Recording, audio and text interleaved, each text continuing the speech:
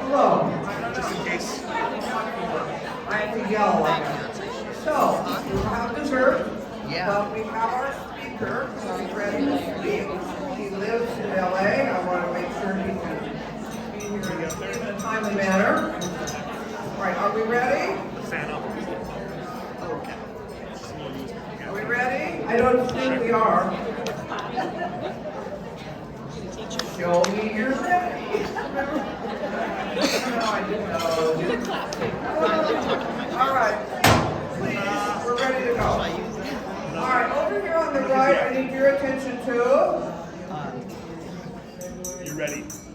Ready on the left, ready on the right, ready on the firing line. You ready?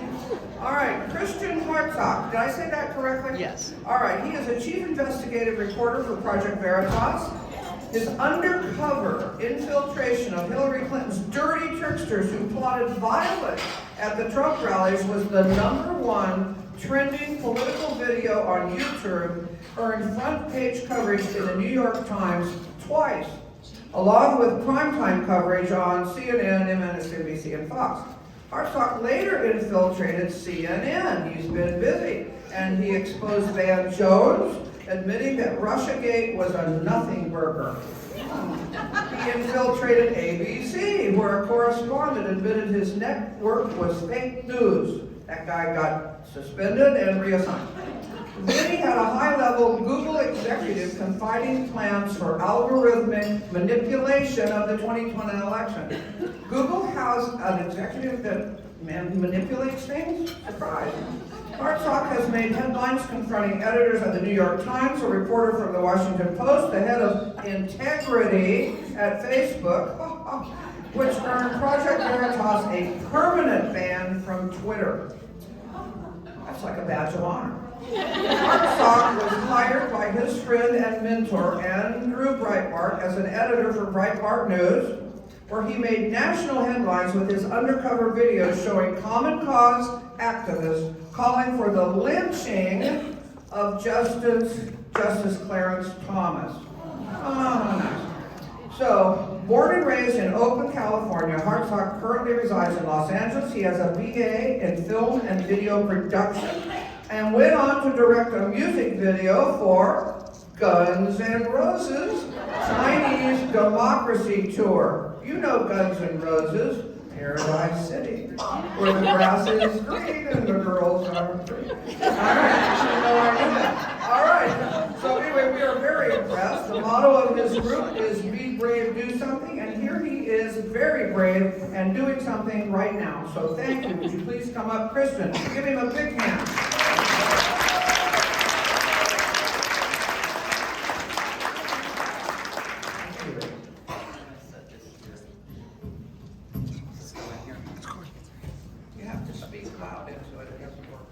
Okay, how's this? Louder. Can you guys hear me? How about now?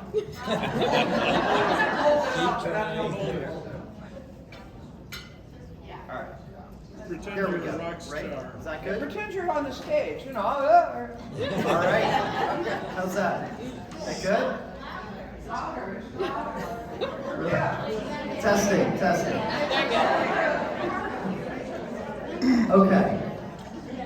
We good? All right. I just love talking to fans.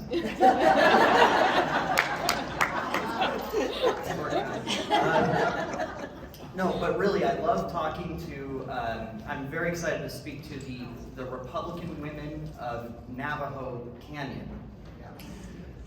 I love, this is actually the second Republican Women's Club that I've spoken to from this podium. I love this place. I'm hoping to be back here in October for the what?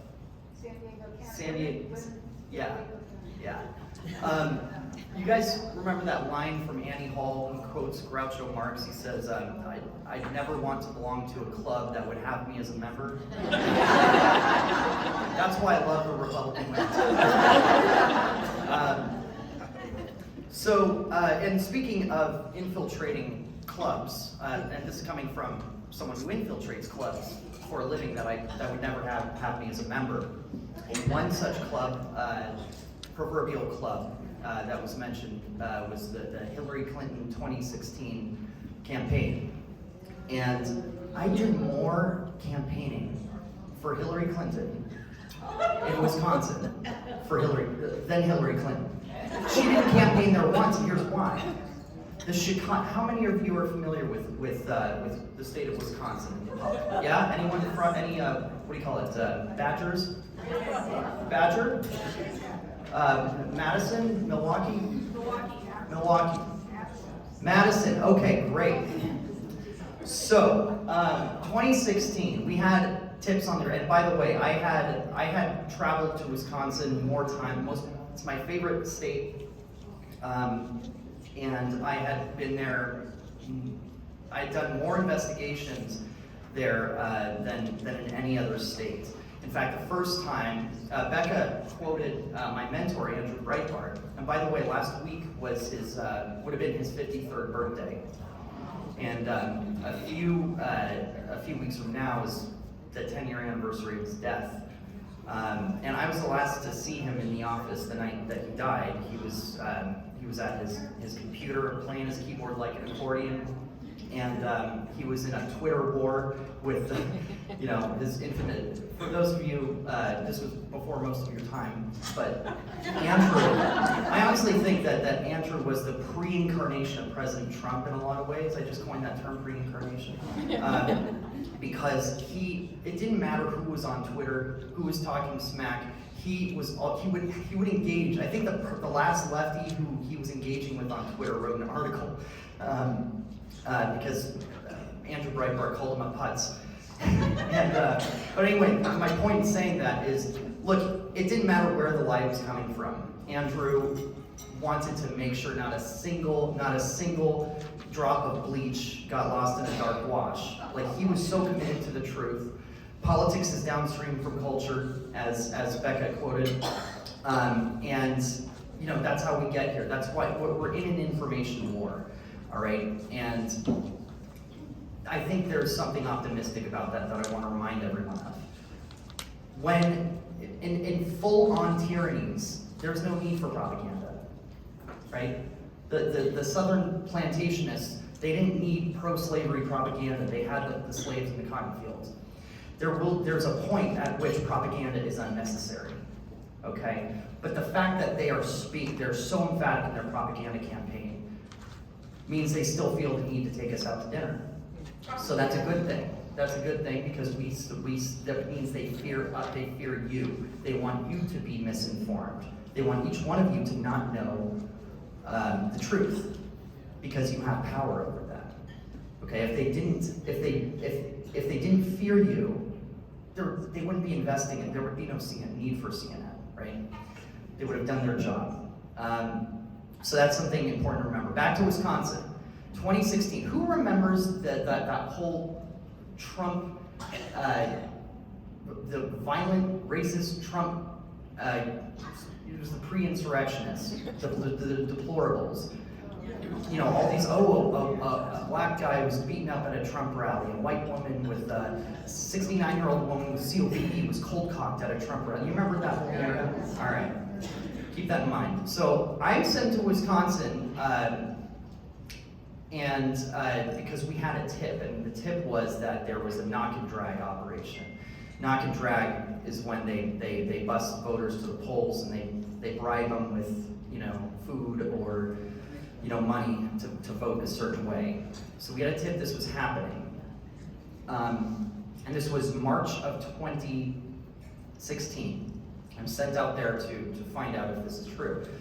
So I create an alias, I create a backstory, and my alias is that I work for a consulting firm. My name is Steve Packard, and we have a client who's a very wealthy, eccentric philanthropist who hates voter ID. He's the son of immigrants, and he hates voter ID. He thinks it's racist, and he wants to do whatever he can to offset the inevitable, voter turnout loss by enfranchising illegal immigrants literally creating a shell company. This is made up. I made this up. Right?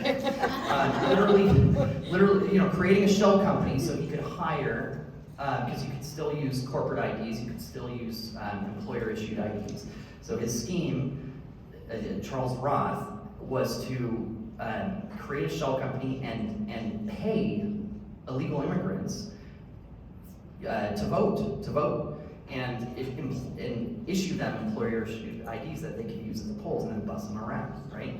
So I was just gonna slip this into conversation. I volunteered with Voces de la Frontera, YES, Citizen Action, almost every Chicago-run lefty group in Wisconsin.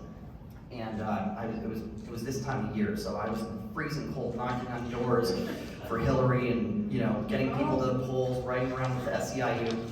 And I pitched this to everyone,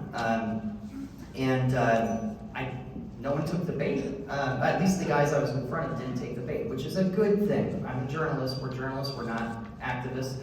So this is a good thing if it was not happening.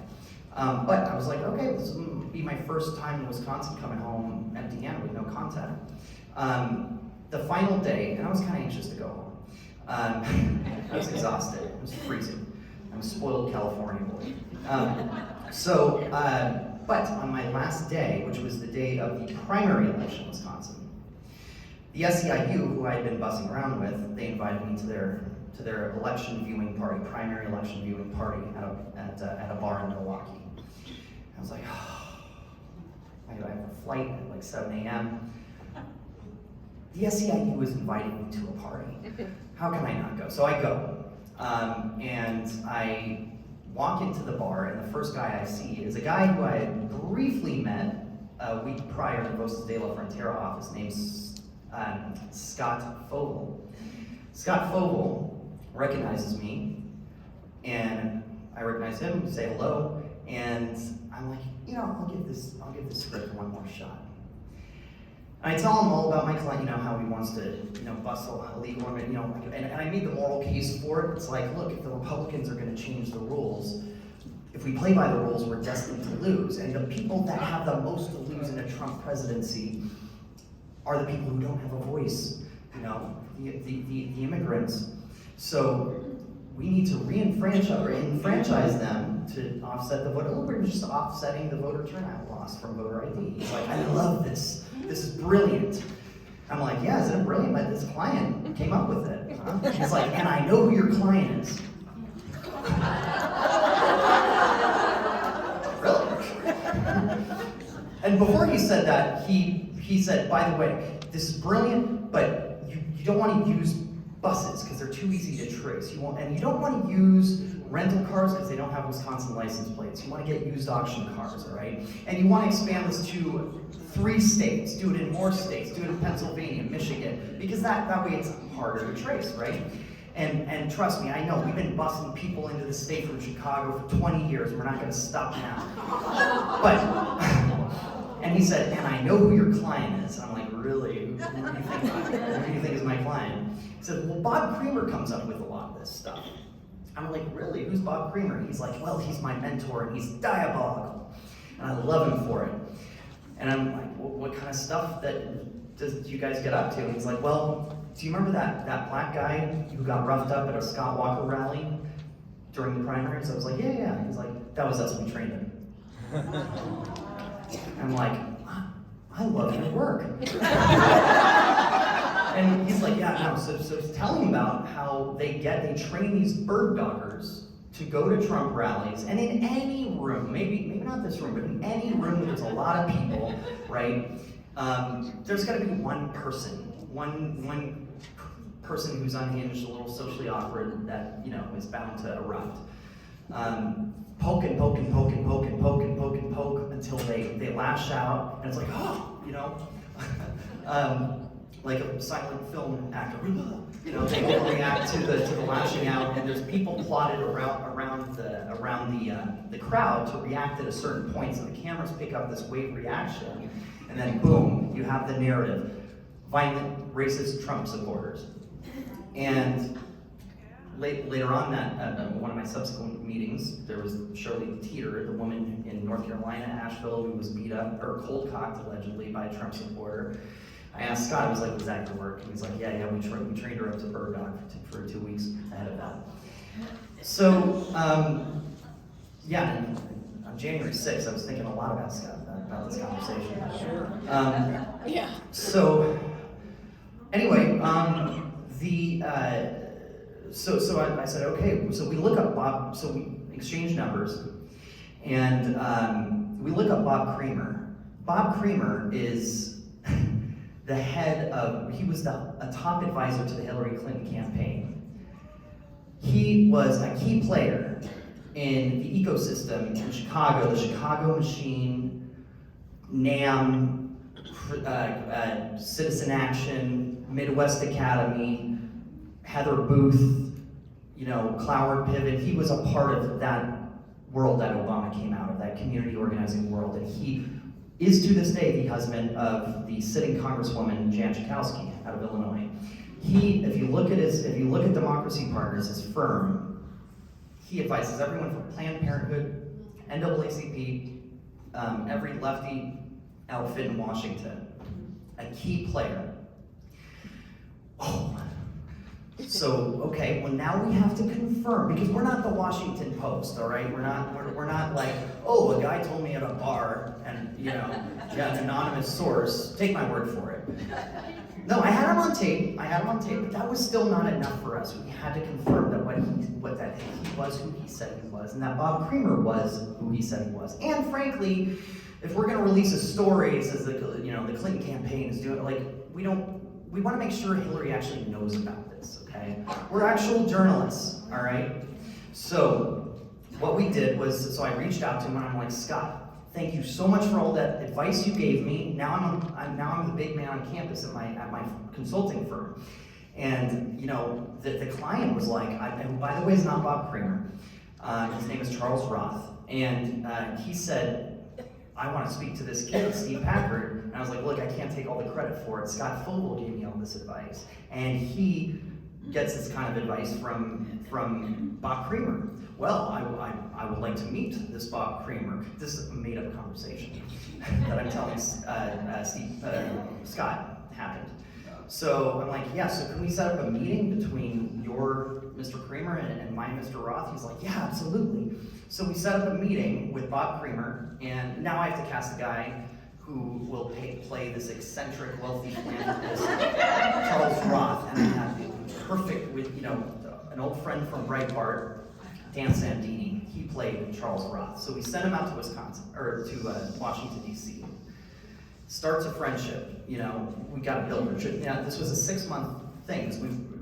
We spent a lot of time courting, earning their trust so that they would give us, and the script was, I'm interested in giving you a large sum of money, but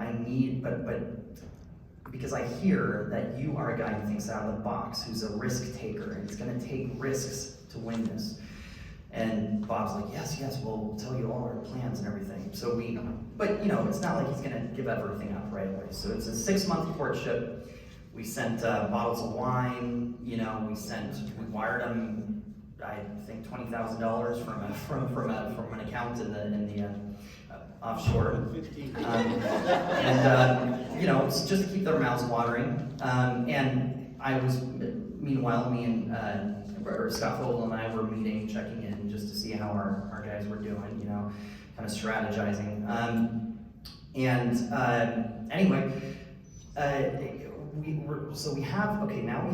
we have Bob Creamer attached to, we've confirmed that tie to Scott Fogel, all right. Now we need to see, does Hillary know about this? So how do we get in there so we can find out? Well, what if Charles Roth has a niece? A niece who wants to get her feet wet. It's summertime before the election, and she's in college, she's off for the summer, and she wants to get involved in this historic election. So Charles Roth says to Bob Creamer, can my niece help out in any way? And Bob Creamer's like, yeah, she can intern for me. So we send our Allison Moss out to Washington, D.C., and she gets this internship with Bob Creamer. So she's in on the discussions. and the conference calls, and oh yeah, no, we had this Donald Duck thing, and we thought it was cheesy, but Hillary really liked it, so we put the Donald Duck, because one of their things was a Donald Duck to show up at asking for tax returns, and so John tape saying, yeah, Hillary really liked that, so we got the ducks back on the ground. So we're confirming that Hillary knew about this, that this operation, this secret operation to fund and train bird doggers. And Scott Fogel tells me, he's like, yeah, so the way it works is the DNC pays the Clinton campaign pays Democracy Partners pays Fogel Group executes the stuff on the ground. And fast forward to so we embargoed this with John Solomon and Sarah Carter. We screened it for them. Their jaws were on the floor. They could not wait. They were with Sinclair at the time. They could not wait to publish this. They got it. They understood it. On the day the eve of release, we get a call, and Sinclair pulled the plug. They were like, no, we can't do this, because what if Hillary wins? All right, our FCC license could be at stake here. So sadly, Sarah and John were not able to do it.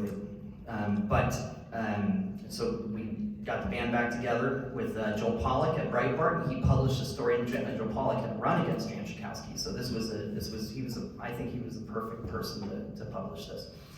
So he publishes it, and 4 million views a day on YouTube. The New York Times, the image from my hidden camera of Scott Fogel talking to me, telling me the breakdown, top front page of the New York Times twice in opening week, all right? You could not ignore the story. Anderson Cooper was having a roundtable discussion about it with Van Jones. Van Jones going, it was pretty bad. And a person in the back, this was not one of our bird doggers, this was just a person in the back behind Anderson Cooper's head, hashtag Project Veritas. And Donald Trump brought it up in the third debate in Hillary Clinton's face. The clips came out. I was wondering what happened to my rally in Chicago. She sent them. And she's like, Hillary Clinton a mainstream press reporter asked Hillary Clinton about it on her plane, and she shut down the press conference. She's like, she get to bed. So this was a story you could not ignore. Bob Creamer was, and by the way, this is so contrary to our culture and the culture that our mores. Andrew Breitbart, when I was under attack, he threw himself in front of me like a human shield. Okay. Hillary Clinton fired Bob Creamer. Bob Creamer fired Scott Fogel. This whole culture of throwing each other under the bus. And by the way, I was deposed because he's suing us, and we also were sued by one of the bird doggers. They're trying to make out Scott Fogel like he was some drug addict. I'm like, you guys are disgusting. That's sick. Scott Fogel did good work for you, Bob Creamer. How dare you? So it's a nasty thing. Anyway, cowardice, right? So we released that story, and I'm told by my sources on the ground in Wisconsin that for the last 30 years, every election day, there's these weird vans coming out of Chicago, whizzing around the city, and doing these weird electioneering things and dropping off big, pods at the union office and doing just weird stuff. They tell me on election day 2016 the town was dead. It was like nothing they had ever seen before. Wisconsinites got to have their own election. And the Chicago machine, Hillary did not campaign in Wisconsin once. Why should she? She's got Bob's got it all zipped up for her, right? The town is dead. Like nothing they had seen before. What happened? Wisconsin goes red for the first time in a generation. And that was the moment on election night. I remember election night was like, Hillary's gonna win. Whoa. Yeah. Wisconsin? So, so I tell that story to explain, the impact that these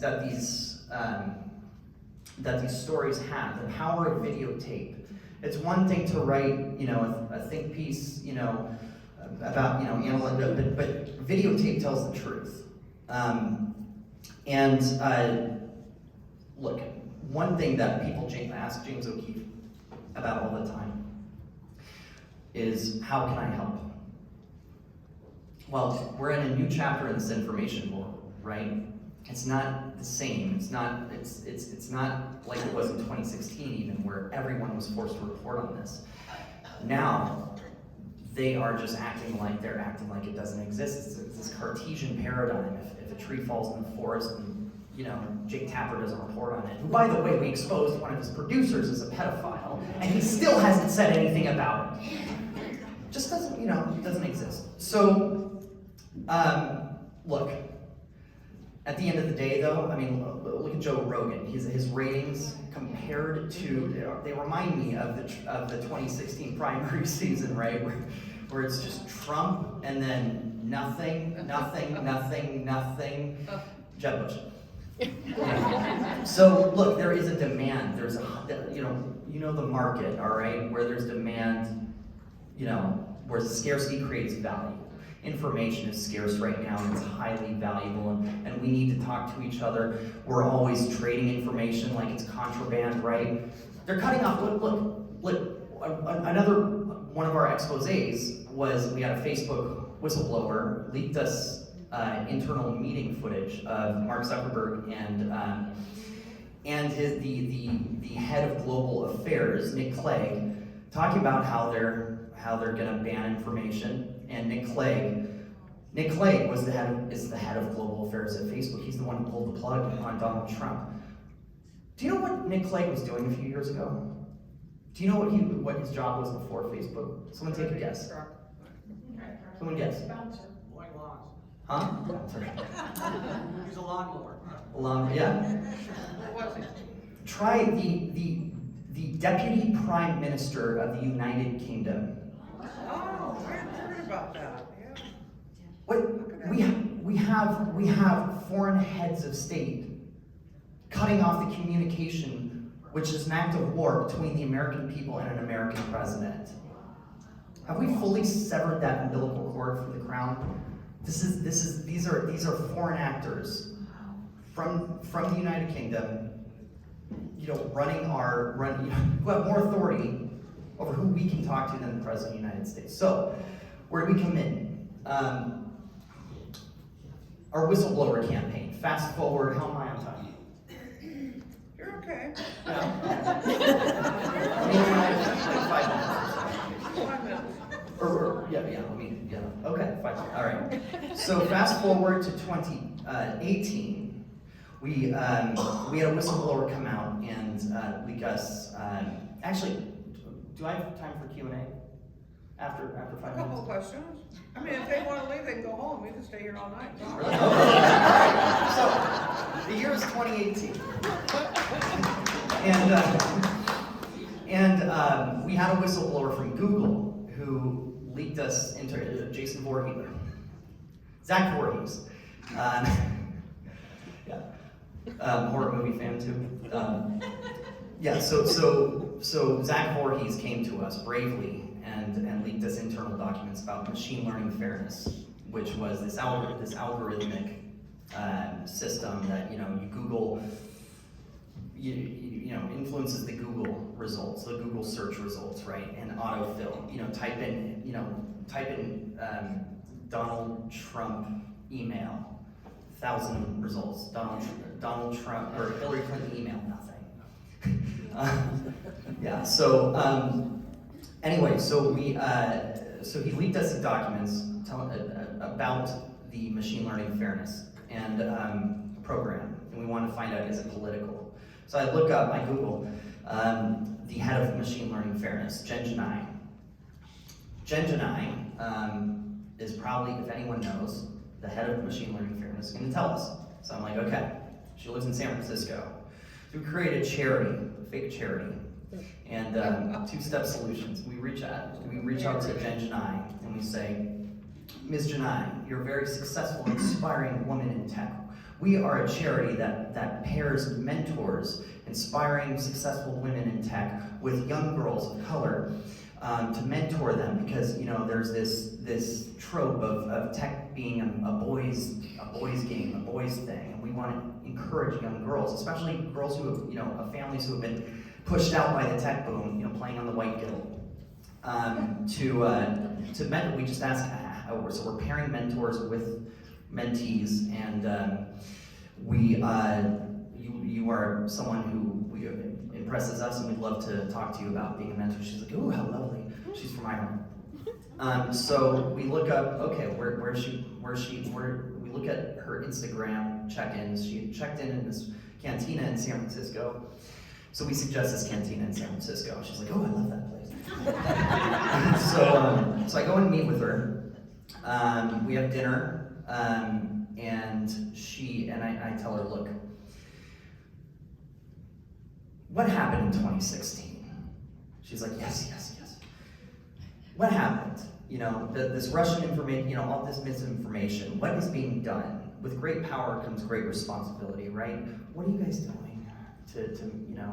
to take responsibility? And she's like, oh, don't worry, we are working overtime to prevent another Trump situation in 2020. And by the way, one part that we didn't release was, because it wasn't that timely at the time, was she was telling me how they're suppressing anti-vax information. And the fact checkers, they have certain so she told me the whole thing about how they're, they manipulate the algorithms and how they're wanting to, working overtime for 2020. We released the tape, and Google bans it. I don't know. Just wasn't up their alley. Well, YouTube bans it, so it's not on YouTube. But by the time this goes back to my point. By the time they had banned it, Donald Trump Jr. had already tweeted the embed code of the video, taking it to the website, and it became, I think, our most viral video up to that point ever, while being banned on YouTube. And also, President Trump, he had a gaggle of, press, in the Oval Office that day, and, wanting to, interrogate him about Russia or whatever, and he's like, no, we're gonna talk about this video from Project Veritas, forcing them all to report on it. And fast forward, Ted Cruz is on the Senate floor in front of Google executives, reading the transcript from my dinner with Jen Janai in San Francisco to their faces, and saying, what do you have to say about this? They didn't really have anything to say about it. But the fact is, it was now on record. So there's ways that the information seeps out, right? Think of it like coronavirus behind a mask. It just finds a way to seep out. Even with all the precautions recommended by the CDC. So I want you all to open your cell phones and type in projectveritas.com/brave. Tips, don't underestimate yourselves. Everyone is, you remember that game 6 Degrees of Kevin Bacon? Yeah. Every one of you is 6 degrees of separation from some brave whistleblower. Someone who works at the border, someone works in pharma, someone works in tech, someone works in, whatever, any culture of corruption where someone just wants to blow a whistle. We have plenty of whistles that we would love to get to those people. So reach out to them. You can also reach out to me personally. I'm going to take a few questions. Yeah, Mike Lindell made an enormous investment in, I guess, the voting machines themselves and how they may have been manipulated as far away as China. And has Veritas ever worked with him in any way, either directly or indirectly, to try to uncover some of this stuff? Well, Mike Lindell is a friend of ours. We've had him over at the office. Now, in terms of the election stuff, we have had a few stories. One of which was our USPS whistleblower who told us about how his superiors were talking about backdating ballots, right? And then he got a visit from federal agents, and the New York Times actually lied about him. They said they called us disinformation. They defamed him. So we sued the New York Times, and by the way, we're winning. We've won every lawsuit that we filed has been filed against us.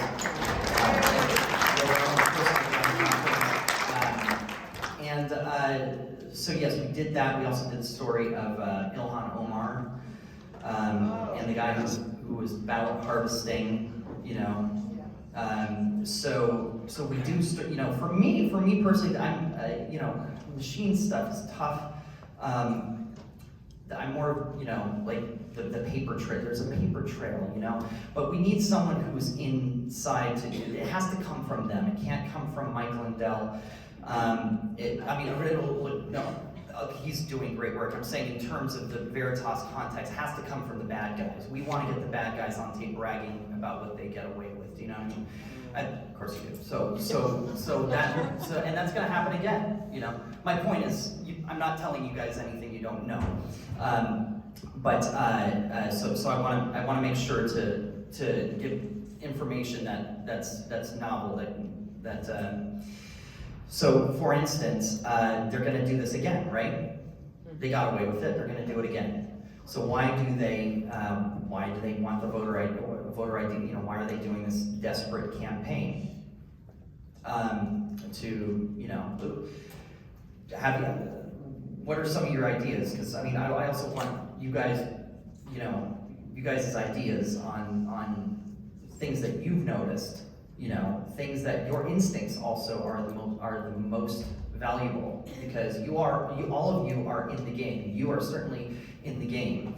You know, so you know the players, you know the moves, and you can see it coming. You can see their next moves, like six moves away, right? So you know it's going to happen again. And so we definitely want those tips. So we've done a few, you know. We've done a few stories like that. We'd love to get more. Okay. I don't know if you have, I have a question. Yeah. In that, I mean, after you've done this, not just you, but all you people have done this a million times, they're always getting caught. Why would anyone trust you? You know, I don't know you and you're there to volunteer and you say, oh, what about, how do you get them to tell the secret stuff or tell you what they're doing that's wrong?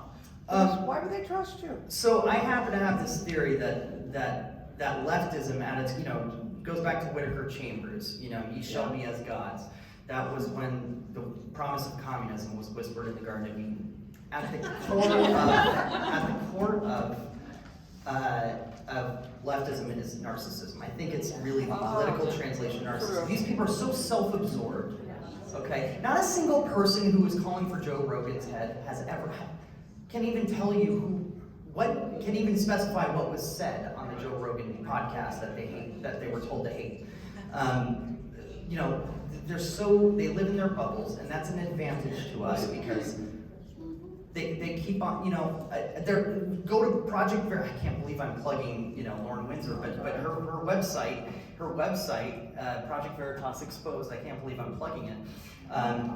You know, my dossier is up at the top. But I still am able to do this. I don't know. So yeah, but we also have to, yeah. Exactly. They trust you. That's a very, very good question. Really good question, actually. Yeah. For the Loud. first time in my life, I've been distraught about voting. I've been distraught. I always believed in the FBI. I believed in our country. Politics is local, grassroots. I want to know what I can do in the voting situation in California, which I feel is no hope. No matter how I vote, no hope. And I don't know if I need to be, I don't even know if they allow Republicans to watch as people We're gonna work vote. on that. Yeah, now that's another thing. What to do. And I was- feel that my vote doesn't even count anymore. Okay, now this is really important. Because I was in the Georgia, you know, the county, and there's no meaningful observation. Okay, look, about the no hope thing, look, if there was no hope, if voting didn't matter, they wouldn't be going to these great lengths to brainwash you. There would be no, like, you have power. Yes, they're probably gonna try and, this is me speaking. Yes, they're probably gonna try and steal the election, okay? But that's all the more reason to vote. All the more reason to vote. And that's why I'm saying that, that's another thing is don't delete your Facebook accounts. Don't make their jobs easier. Don't not vote because that's just making their jobs easier, okay? Like, they had to go to these great lengths to shred or stuff ballots to offset, the amount of support that President Trump had, right? Supposedly. So that's all the more reason to keep voting. If that answers your question. Well, I keep voting. I want to know how I can help on the next Well, we'll work on that. And Well, Mario will help. the whistleblower pitch. Yeah, you said where to go. Yeah, Project Brave. And all you have to do is go out and meet up with bad guys so you can lure them in, give them the information. I would not talk to you. And by the way, I know my experience, women love selfies, so I'm gonna take a selfie with all you. You